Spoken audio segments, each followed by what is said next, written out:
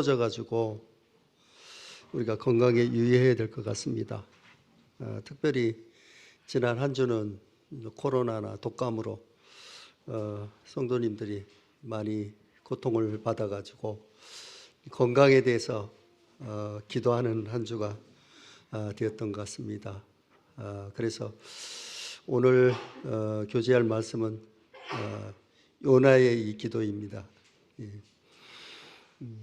제가 분가를 했을 때 한 형님이 이런 조언을 해주더라고요. 그래서 먼저 많은 일을 하는 것도 참 좋지만 기도를 해야 됩니다. 기도를 해야 하나님의 역사를 이룰 수 있습니다. 이런 말이 기억이 납니다. 요나서 구약 1288페이지 2장 보면은 이제 10절로 되어 있는 짧은 이런 장인데요. 이제 이 요나가 물고기 뱃속에서 기도하는 내용을 담고 있습니다. 1288페이지. 그래서 홀수절은 제가 읽고 짝수절은 성도님들이 읽도록 그렇게 교독하도록 하겠습니다. 1절. 요나가 물고기 뱃속에서 그의 하나님 여호와께 기도하여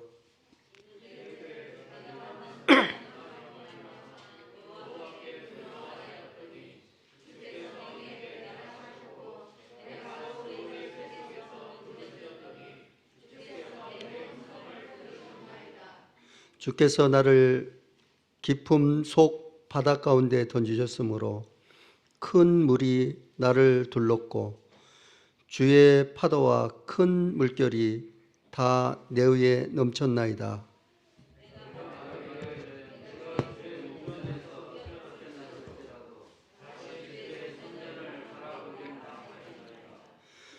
물이 나를 영혼까지 둘러싸며 깊음이 나를 에워싸고 바다풀이 내 머리를 감쌌나이다.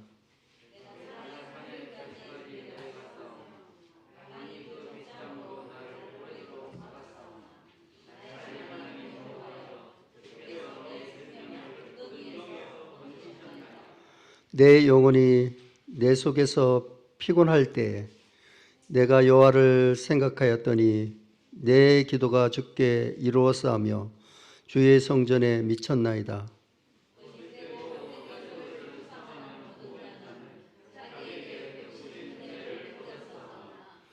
나는 감사하는 목소리로 주께 제사를 드리며 나의 소원을 주께 갖겠나이다. 구원은 여호와께 속했나이다 하니라.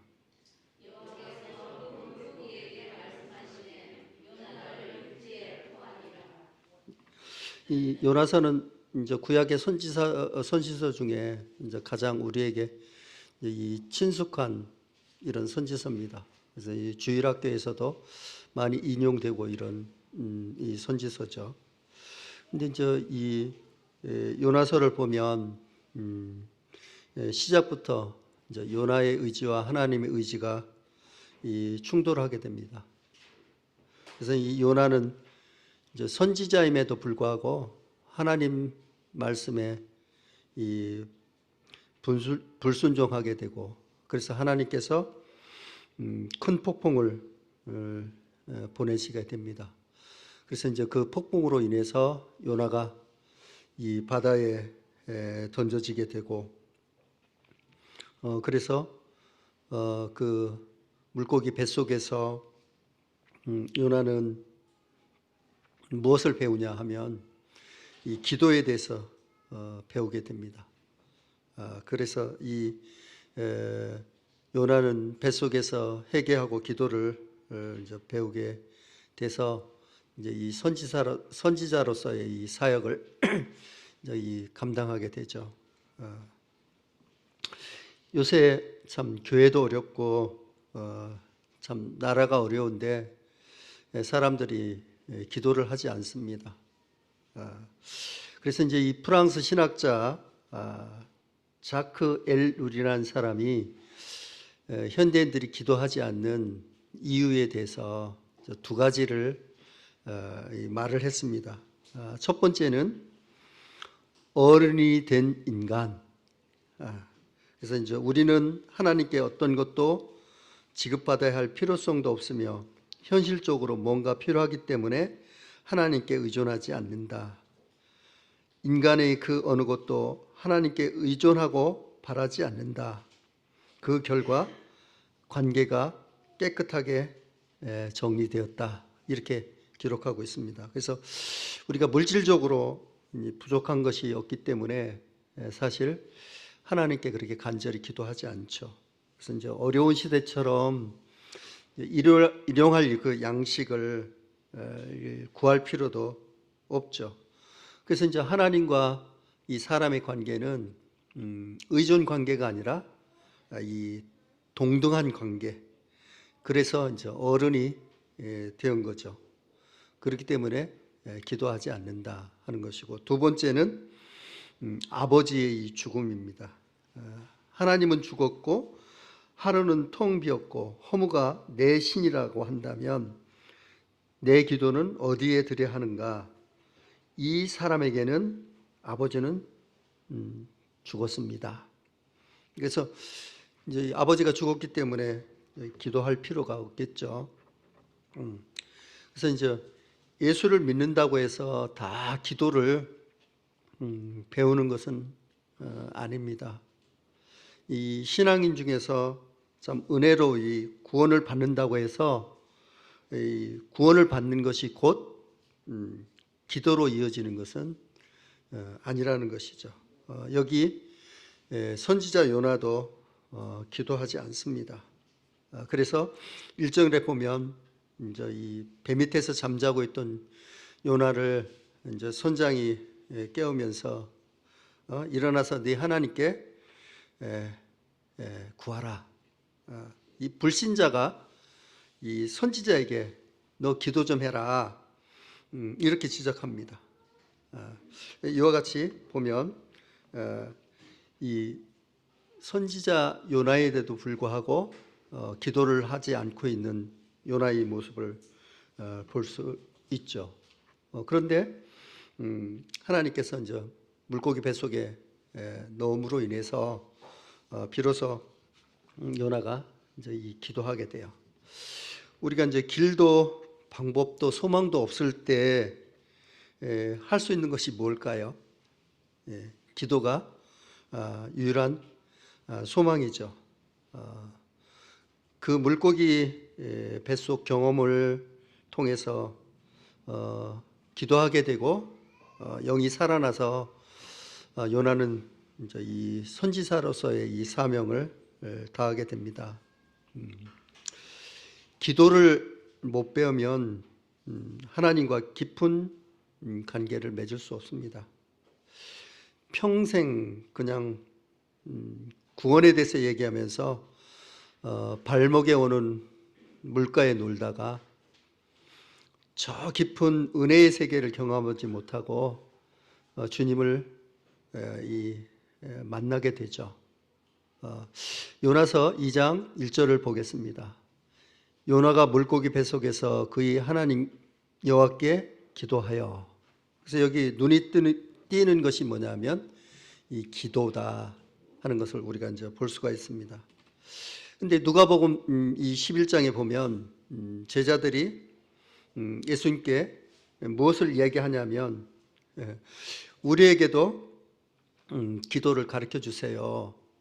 이렇게 얘기합니다. 그래서 예수님이 주 기도문을 말씀하십니다. 제자들이 기도를 배우기까지 누구의 기도 모습을 보고 배우느냐면 예수님의 이 기도 모습을 배우고 있어요. 누가복음 11장 1절을 한번 보도록 하겠습니다.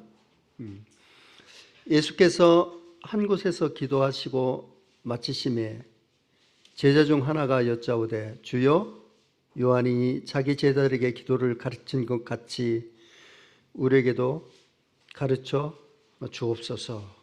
그래서 예수님이 기도를 마치시고 나가니까 제자들이 그때 주여 세례 요한이 자기 제자들에게 기도를 가르친 것 같이 우리에게도 기도를 가르쳐 주세요. 이렇게 말하고 있습니다. 그래서 기도는 이 보고 배우는 것이다. 그래서 예수님께서 이 주 기도문에 대해서 말씀하십니다. 2절에서 4절 보겠습니다. 예수께서 이르시되 너희는 기도할 때 이렇게 하라. 아버지여, 이름이 거룩히 여김을 받으시오며 나라가 임하시오며 우리에게 날마다 일용할 양식을 주옵시고 우리가 우리에게 죄 지은 모든 사람을 용서하오니 우리 죄도 사하여 주시옵고 우리를 시험에 들게 하지 마옵소서 하라. 이 주 기도문을 주시면서 꼭 이렇게 기도하라가 아니라 이와 같이 하라 이렇게 얘기하고 있죠. 그래서 여기 주 기도문에서 보면 첫 단어를 여시죠. 그 첫 단어의 키워드가 뭐죠? 여기서 보면 어떤 말이 나옵니까? 예, 아버지죠. 예, 그것은 아버지입니다. 그래서 아버지하고 시작하죠.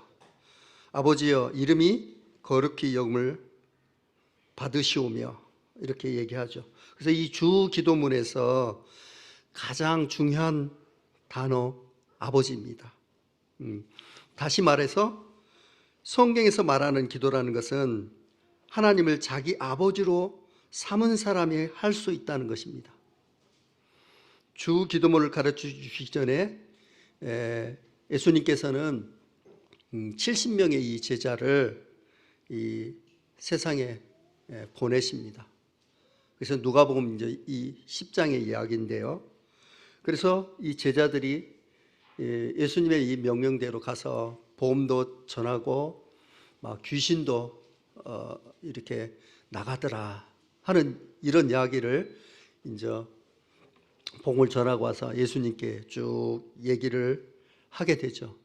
그때 이 제자들을 위해서 예수님이 기도를 하는 장면이 누가복음 10장에 나오는데 그 기도하는 장면에서 아버지라는 그 말씀이 몇 번 나오냐면 5번 나오는 것을 우리가 볼 수가 있어요. 그래서 누가복음 10장 22절에 보면 이렇습니다. 내 아버지께서 모든 것을 내게 주셨으니 아버지 외에는 아들이 누군지 아는 자가 없고 아들과 또 아들의 소원대로 계시를 받은 자 외에는 아버지가 누구인지 아는 자가 없나이다 하시고, 그래서 예수님이 계속 하신 말씀이 아버지입니다.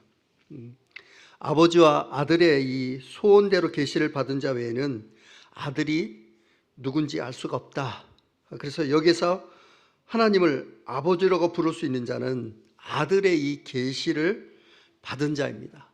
그래서 하나님은 자기 아버지라고 부를 수 있는 것은 아버지가 누구인지 아는 사람, 그 사람만이 이 주 기도문의 이 비밀을 우리가 풀 수 있다는 것이죠.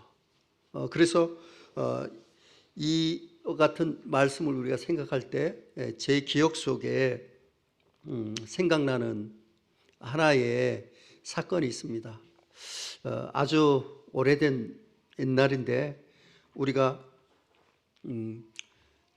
남북 이산가족 상봉 이 행사가 진행돼서 수많은 사람들이 생각지 못하게 이 만나서 기쁨을 이렇게 나누던 그런 이 상황이었습니다. 그래서 어떤 사람이 이제 이 어머니가 임신을 한 상태에서 아버지가 학도병으로 이제 끌려가서 이제 이 사람은 어쩔 수 없이 이제 아버지가 없는 유복자로 태어나서 이 자라게 됩니다. 이 자라면서 아버지가 너무 보고 싶고 또 아버지라고 이렇게 불러보고 싶은데 아버지가 없는 거예요. 자기가 중고등학교 다닐 때 친구들 중에서 자기가 잘못해가지고 아버지한테 엄청 두들겨 맞았다. 이렇게 친구가 얘기하면 그 엄청 맞은 친구가 너무 부러운 거야. 너는 때릴 아버지라도 있으니 나는 얼굴도 보지 못한 불러보고 싶은 아버지. 또 어떤 친구가 아버지한테 많은 꾸지람을 들었다 이렇게 얘기했을 때 그 꾸지람 들은 그 친구가 너무 이제 부러운 거예요. 얼굴도 보지 못한 아버지, 또 불러보고 싶은 아버지. 그래서 이제 이 사람은 이렇게 자라서 이제 이 결혼도 하고 어머니를 모시고 이제 살다가 이제 어머니가 이제 돌아가셔서 이제 미국으로 이민을 가게 됩니다. 그런데 미국에서 한참 동안 생활하다 보니까 이 남북 이산 가족 행사가 있는 거예요. 그래서 진짜 혹시나 혹시나 해서 자기가 이 신청을 했는데 아버지도 북에서 신청을 한 거예요. 그래서 이것을 이제 이 극적으로 기적적으로 이렇게 만나게 됩니다. 그래서 이제 50대의 아들이 50대 후반의 아들이 참 80 넘은 허리 꼬부라진 아버지를 만나고 그 아버지 품에서 아버지, 내 아버지의 얼굴을 감싸면서 아버지, 또 아버지 이렇게 아버지를 불렀던 것을 본 적이 있습니다. 주 기도문의 이 출발점은 아버지입니다. 이 성경에서 말하는 기도는 아버지가 아들을 주셨고 그 아들의 계시를 통해서 아버지를 알 수 있는 것, 영원한 목자에게 돌아간 사람만이 할 수 있는 것, 그게 주 기도문입니다. 그래서 주 기도문을 여는 그 신비는 아버지입니다. 아버지. 아들의 계시를 받지 않은 그런 사람은 아버지를 알 수가 없지 않습니까? 그래서 그 아들의 이 계시를 받은 사람은 아버지를 알게 됩니다. 그래서 아버지를 알게 되면 어떻게 될까요? 그 아버지를 영화롭게 하고 싶습니다. 마치 80된 아버지의 남은 생활을 어떻게 했든지 아버지와 함께 있으면서 효도하고 싶은 것, 그것이 아버지입니다. 영혼의 아버지를 알고 난 다음에 그 계시를 받은 자, 아버지를 알게 된 사람의 소원은 아버지를 영화롭게 하고 싶고 그분의 이름을 높이고 싶습니다. 이 종교의 기도는 이 신의 이 마음을 감동해서 자기가 원하는 것을 이루는 것이지만 이 성경의 기도는 그것이 아닙니다. 예수님은 주 기도문에서 기도의 목적이 아버지 이름 거룩해 여기는 것이라고 말씀하고 계십니다. 그렇다면 예수님은 아버지 이름을 어떻게 거룩하게 하셨나요? 그것은 겟세마네 동산에서 이 십자가를 지시기 전에 기도하십니다. 주님께서. 역시 그 시작은 아버지입니다. 아버지께서 원하신다면 이 고난의 잔을 내게서 거두어 주옵소서. 그러나 내 뜻대로 마옵시고 아버지 뜻대로 하옵소서. 이 종교의 기도는 자기의 뜻을 이루는 것입니다. 그러나 성경의 이 기도는 하나님의 뜻을 이루는 것입니다. 종교의 기도는 자기 왕국을 세우는 것이라면 성경의 이 기도는 하나님 나라를 이루는 것입니다. 그래서 이 종교의 기도는 자기가 왕이 되고 하나님을 이용해서 성경 규절을 들이대면서 이렇게 성경 말씀대로 해달라고 요구하는 것이 이 종교적인 기도이지만, 성경적인 기도는 하나님의 뜻을 이루기 위해서 자기가 죽는 것입니다. 그래서 사람의 몸을 입고 오신 예수님께서 십자가에서 자신이 죽는 것이 하나님의 이름을 영원하게 하니까 생각하고, 예수님은 죽기로 결심하고 십자가에서 죽으십니다. 그래서 기도를 통해서 자기가 죽고 하나님의 뜻이 서기 시작하는 것입니다. 주 기도문이 바로 그런 것입니다. 이 내 기도의 동기가, 또 내 이 기도의 목적이 어떻게 바른가를 알 수 있느냐, 이렇게 테스트한다면, 내가 지금 하고 있는 기도가 하나님의 영광과 어떤 관계가 있나 하는 것을 우리가 찾아보면 이것이 바른 기도인지 아닌지 우리가 알 수가 있는 것입니다. 그래서 이 요나서는 1장부터 아까 말씀드렸던 것 같이 하나님의 의지와 요나의 의지가 부딪힙니다. 여기서 말하는 의지는 불신자의 의지가 아닙니다. 보내심을 받은 이 선지자의 의지입니다. 이 하나님이 다시스가 아니라 니느웨로 가라고 분명히 말씀하셨습니다. 그러나 요나는 자신의 의지로 하나님의 의지를 꺾어버립니다. 아주 참 이상한 현상이 요나서에서 이 출발점이 됩니다. 이것이 이 시대의 비극입니다. 이 비극은 불신자가 하나님의 말씀을 안 듣는 것이 아니라 신자가 하나님의 말씀을 듣지 않습니다. 하나님의 의지를 꺾어버립니다.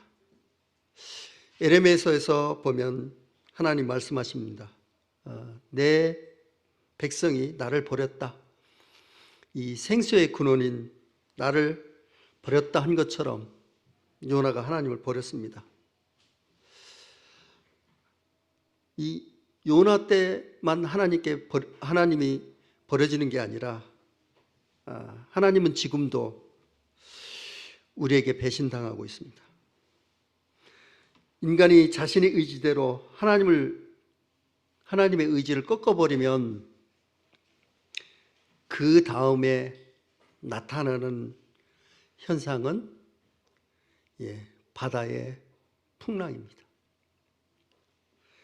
이 바다의 이미지가 뭐냐면, 인간의 이 노력이나 인간의 의지가 아무 소용이 없는 곳이 바다입니다.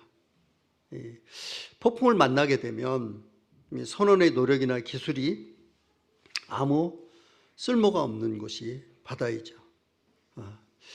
여기서 주는 메시지는 세상에서 인간의 의지가 전혀 쓸모없는 분야가 있다는 것을 말씀하십니다. 그것은 구원의 분야고 이 생명의 분야입니다. 그래서 자기가 가지고 있는 능력이 아무것도 아니라는 것을 언제 깨닫느냐? 풍랑을 만나보면 압니다. 이 풍랑이 어떤 이에게는 자식일 수도 있고, 어떤 이에게는 직장일 수도 있고, 어떤 이에게는 재물일 수도 있고, 어떤 이에게는 본인의 성품일 수도 있습니다. 본인이 본인의 이 성격을 통제하지 못합니다. 그것이 인간이 풍랑을 일 수 있는 것입니다. 그래서 요나는 이 바다를 건너면서 이 자신이 깨달았습니다. 그래서 요나는 이렇게 얘기합니다. 나를 들어 바다에 던져라. 그러면 바다가 너희를 위해서 잔잔하게 될 것이다. 그 풍랑의 이유가 나 때문인 줄 아노라. 이렇게 얘기하는 거예요. 여러분 한번 생각해 보세요. 비바람이 불고 풍랑이 치는데 요나의 이 손과 발을 네 사람이 잡고 흔들어 가지고 이 바다에 던졌을 때 풍랑이 거짓말같이 아주 잔잔해졌어요. 이 선원들도 참 너무너무 신기했겠죠.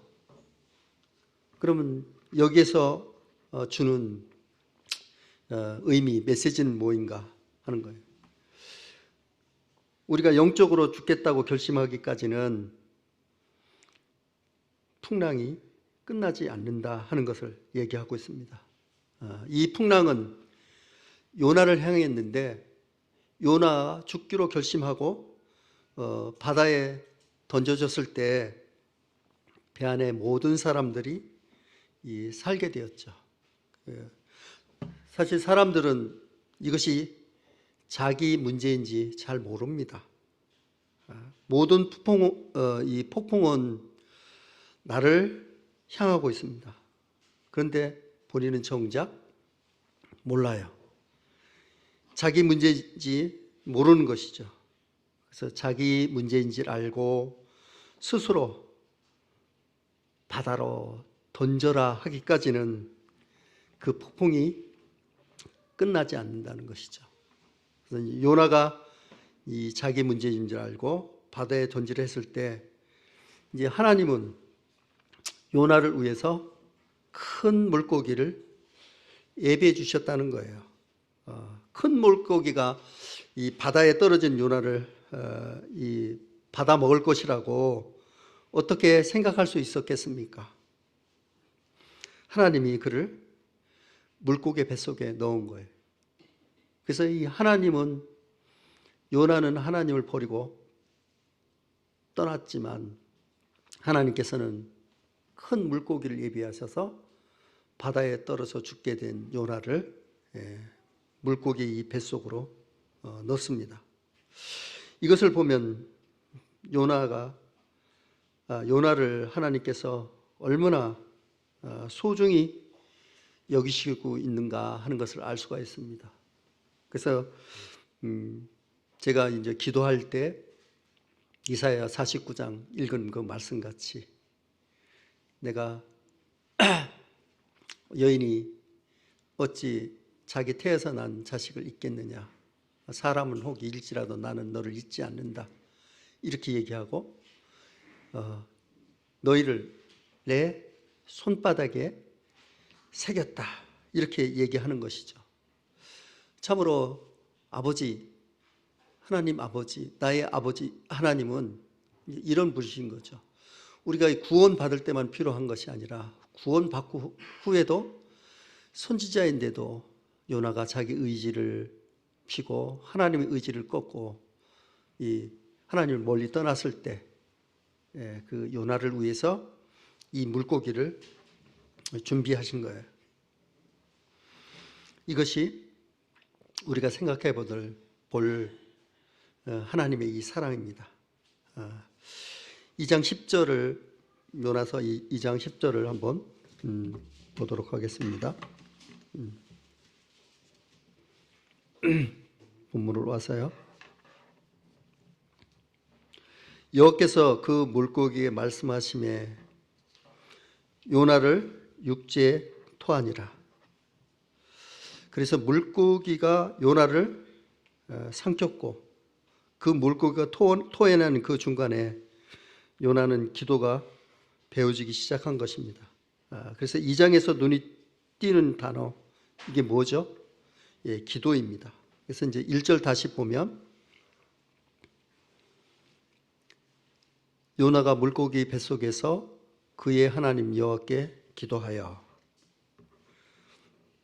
이르되, 2절 보면 내가 받은 고난으로 말미암아 여호와께 불러 아뢰었더니 주께서 내가 대답하셨고 내게 대답하셨고 내가 수월의 뱃속에 부르짖었더니 주께서 내 음성을 들으셨나이다. 그러나서 1장 2절에서 말씀하시고 있는 이 단어들을 우리가 보게 되면 기도했다, 그 다음에 불로 아뢰었다, 그 다음에 부르짖었다, 이와 같은 것들이 요나의 이 기도를 나타내고 있습니다. 여러분들 조지 밀러 아시죠? 이 조지 밀러는 5만 번의 이 기도의 응답을 받아서 이 기도의 아버지라는 이 호칭을 갖고 있는 우리 모임의 이 선배님이시죠. 근데 이 조지 밀러가 기도를 배우기 전에 이렇게 이야기했다고 합니다. 나는 무릎 꿇어 기도하는 사람을 본 적이 없다. 뿐만 아니라 내 자신도 무릎 꿇고 기도해 본 적이 없다. 그러던 그가 이제 기도의 신비와 은혜를 알고 나서 이렇게 이야기합니다. 영혼의 안식에서 이르는 길은 하나밖에 없다. 그것은 곧 하나님의 이 보좌로 인도하는 큰 길, 바로 기도다. 우리는 응답받을 때까지 꾸준히 기도해야 된다. 더 나아가 계속 할 뿐만 아니라 하나님께서 우리의 기도를 들으시고 응답해 주실 것을 믿어야 한다. 대부분의 경우 우리는 응답받기 전까지 계속 기도하지 못하고 응답 오기 전까지 쉬지 않고 고대하지 않는다. 이제 이렇게 이제 이 조지 밀러의 이제 기도의 이 비밀을 알기 전과 알기 후에 대해서 이렇게 기록하고 있죠. 요나가 그런 사람이었습니다. 그는 무릎 꿇고 기도해 본 적이 없습니다. 그런데 선지자 노릇하는 거예요. 기도하지 않는 사역은 사람을 살리는 사역이 아니라 사람을 죽이는 사역이라는 것을 우리가 여기서 볼 수가 있습니다. 요나가 있으므로 배와 이 사회가 안전해야 되는데 요나 때문에 이 바다 한 가운데서 이 배가 무너지게 생겼습니다. 자기 때문에 이 찾아온 폭풍 때문에 사람들이 이 죽어가는데 요나는 무엇을 하느냐? 기도하지 않습니다. 그러니까 이 믿지 않는 이 선장이 배 밑창에서 잠자고 있는 요나에게 와서 이야기하죠. 자는 자의 어쩌미뇨? 일어나 네 하나님께 기도해라. 이 불신자가 선지자에게 이렇게 이야기한 거예요. 야, 다 죽게 생겼는데 왜 기도하지 않냐? 하나님께 기도해라. 그럼 혹시 우리를 구원하실 줄 어떻게 알겠냐? 기도해달라. 이렇게 얘기하는 거죠. 그래도 요나는 기도하지 않았습니다. 그런 요나가 이제 변화하기 시작했는데 그 이유는 딱 하나. 물고기 뱃속에 들어갔기 때문입니다. 그래서 물고기 이 뱃속은 그를 선지자답게 다시 태어나게 만들어줍니다. 여기서 요나가 하나님을 향하여 이 기도하기 시작했습니다. 그래서 이 요나는 이 요나서지 이 저자는 이 물고기 뱃속에 있는 요나가 그의 하나님과 새로운 관계를 형성되었다 이렇게 이제 기록하고 있어요. 이 새로운 관계가 뭐냐? 요나서 2장 1절에 보면 하나님께 기도했다고 기록하지 않고 뭐라고 기록하고 있냐면 그의 하나님께 기도했다고 기록하고 있습니다. 그의 하나님께. 이 다시 말해서 물고기 뱃속에서 들어가기 전까지는 그의 하나님이 아니었어요. 그런데 그가 물고기 뱃속에 들어가서 그의 하나님을 만난 것입니다. 따라서 하나님이 내 하나님이 되시는 사건이 뭐냐? 내 어머니가 말해주던 그 하나님, 성경에 기록된 그 하나님이 내 하나님, 어머니의 하나님, 성경 속의 하나님이 아니라 내 하나님이 되는 사건, 그것이 기도의 사건입니다. 이 성경에 기록된 하나님이 내 하나님이 되는 사건이 무슨 사건이냐? 그것이 바로 이 기도 사건인 것입니다. 내가 하나님을 내 하나님으로 삼는 사건, 바로 물고기 뱃속에서 이 기도입니다. 그래서 요나는 하나님을 자기 하나님으로 물고기 뱃속에서 만나게 되죠. 예수님께서 이 기도에 대해서 이렇게 말씀하십니다. 마태복음 6장 6절에 보면 너는 기도할 때 골방에 들어가서 은밀한 중에 내 아버지께 기도하라. 은밀한 중에 보시는 내 아버지께서 갚으시리라. 그래서 예수님도 기도하는 사람들에게 하나님이 내 아버지가 되신다고 말씀하시고 계십니다. 이 골방에서 기도할 때 하나일 뿐 아니라 내 아버지란 말로 주님은 말씀하시고 계시는 것이에요. 기도의 참 능력이 뭐냐? 기도는 뭐냐? 하나님이 내 아버지가 되는 거예요. 그렇게 인식되는 사건, 기도 사건이에요. 그 기도를 통해서 하나님이 진짜 내 하나님, 내 아버지라는 걸 알게 되는 거죠. 그래서 요나가 기도 사건을 통해서 하나님이 내 아버지가 되는 구체적인 사건을 경험하게 됩니다. 그래서 2절에 확실히 더 나타나 있죠. 2절에 보면 내가 받은 고난으로 말미암아 여호와께 불러 아뢰었더니 주께서 대답하셨고 내가 수월의 뱃속에서 부르짖었더니 주께서 내 음성을 들으셨나이다. 주께서 나를 깊은 속 바다 가운데 던지셨으므로 큰 물이 나를 둘렀고 주의 파도와 큰 물결이 다 내 위에 넘쳤나이다. 내가 말하기를 내가 주의 목전에서 쫓겨났을지라도 다시 주의 성전을 바라보겠나이다. 물이 나를 영혼까지 둘러싸았으며 깊음이 나를 에워싸고 바다풀이 내 머리를 감쌌나이다. 왜냐하면 이와 같이 이제 기록하고 있는 이 요나의 기도는 보게 되면 요나의 기도가 이제 전부 다 기록된 건 아니라고 생각되어집니다. 왜냐하면 3일 밤낮 72시간 동안 물고기 뱃속에서 요나가 있었는데 사실 요나서 2장을 이렇게 읽어보면 이제 몇 분 안 걸리죠. 그리고 이제 이 묵상하고 이렇게 읽어도 15분 안에 끝나게 됩니다. 그래서 72시간 동안 물고기 뱃속에 있으면서 기도 전체가 기록된 것은 아니라 이렇게 생각되어지고요. 요나는 자기가 들어있는 물고기 뱃속에서 이제 여러 가지 이 말로 이 표현을 해요.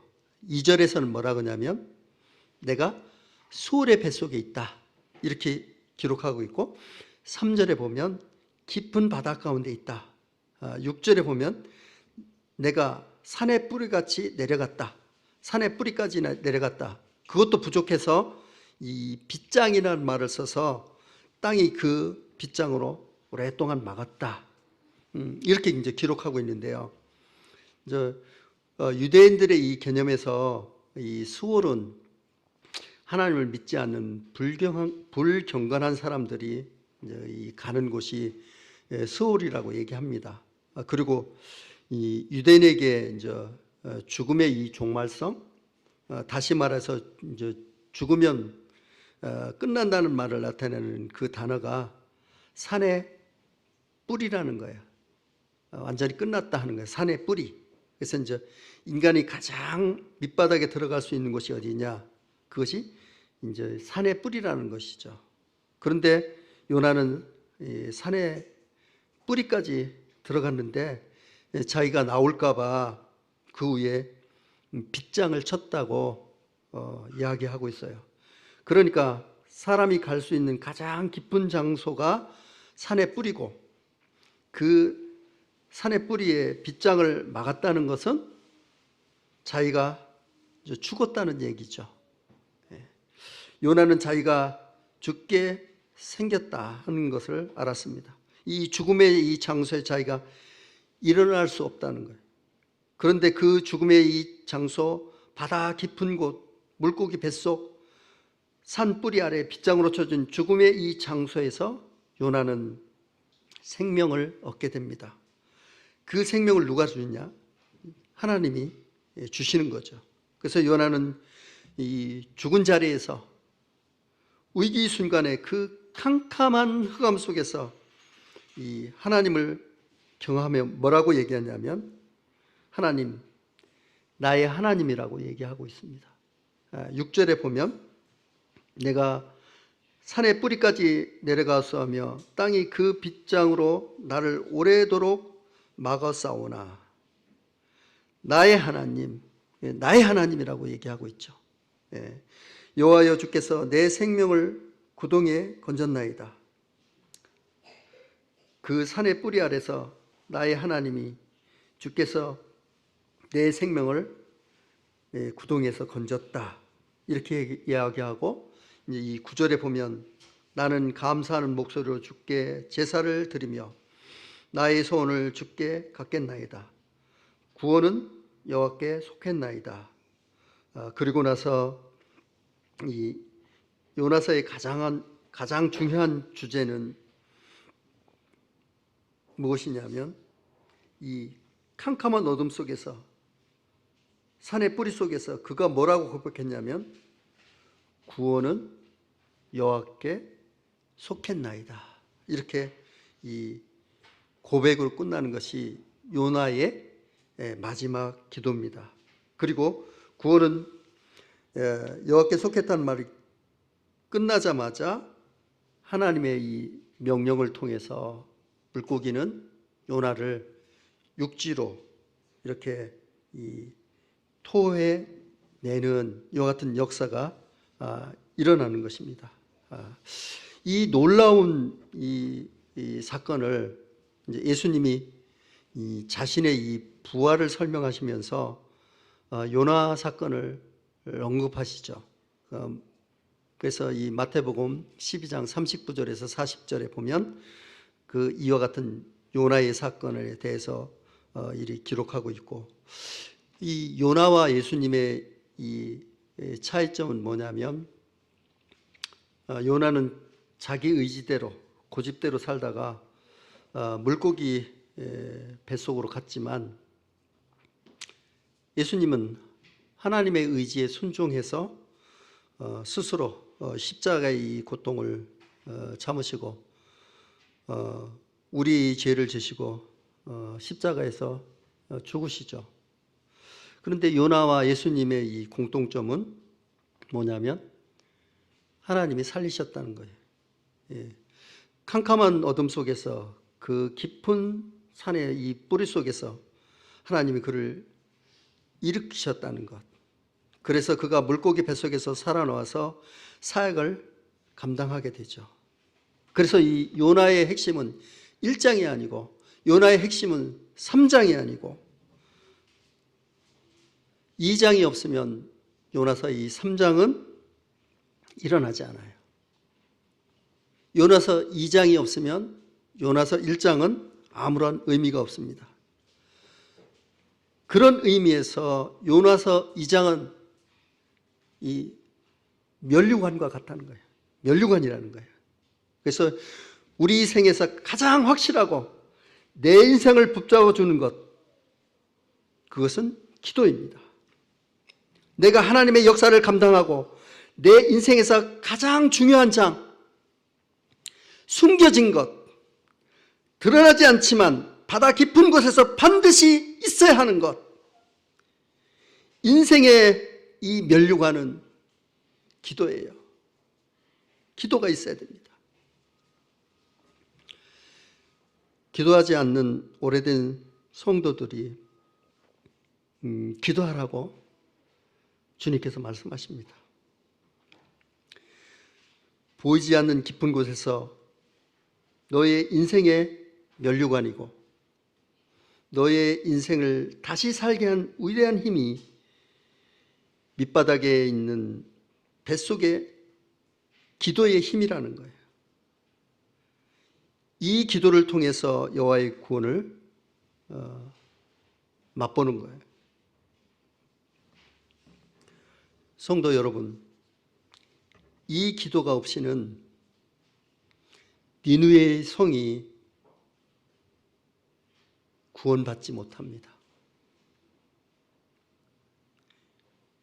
이 기도가 없이는 순종의 역사가 일어나지 않습니다.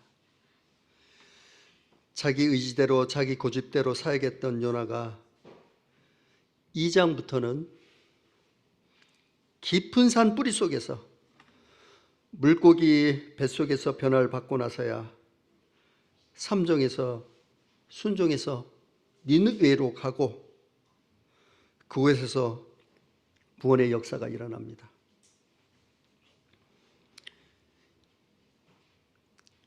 기도 없는 성도, 기도 없는 교회는 생명을 구할 수가 없습니다. 그와 마찬가지로 금정교회가 요나가 경험했던 기도가 없이는 하나님이 이곳에서 부르신 사명을 이룰 수가 없습니다. 금정교회에서 요나서 2장 같은 기도가 일어나서 생명을 구하는 역사가 이루어지기를 간절히 소원합니다. 요나가 배운 깊은 기도가 우리 삶에 일어나고 기도가 우리 면류관이 되는 순간이 되기를 간절히 소원합니다. 네, 기도하겠습니다.